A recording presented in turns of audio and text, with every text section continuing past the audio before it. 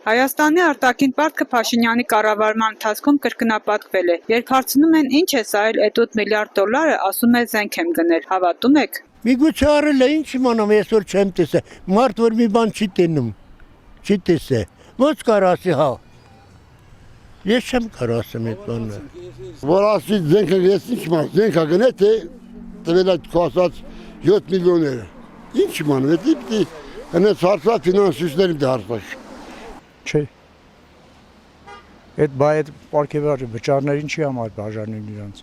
Դու բաժին ժողովրդին։ Իրանց գրպաներն են լցում, իրանց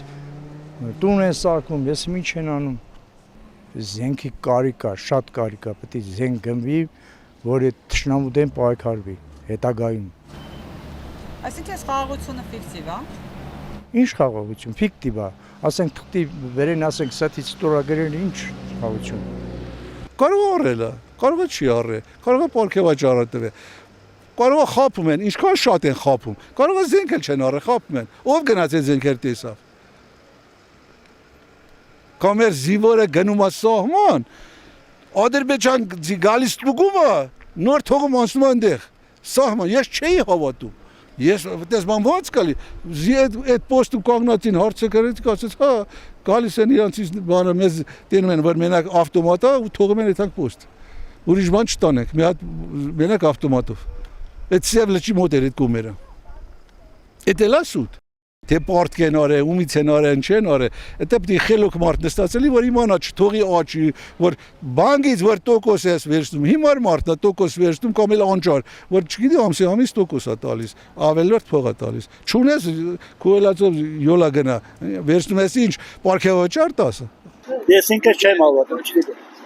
Ինչի՞ չեք հավատում, չեք տեսել։ Չեմ տեսել։ Չեմ տեսել։ Ուր էր այդ զենքը։ Ուր էր այդ զենքը պատերազմի ժամանակ չտեսանք այդ զենքը։ Ուր էր։ Դե որտեղ կռիվը գնացել է, ռագատկով չեն կռվել, զենքով են կռվել։ Բայց իր առաջն է դա։ Այդ միջևին Իրան ա եղել այդ զենքերը։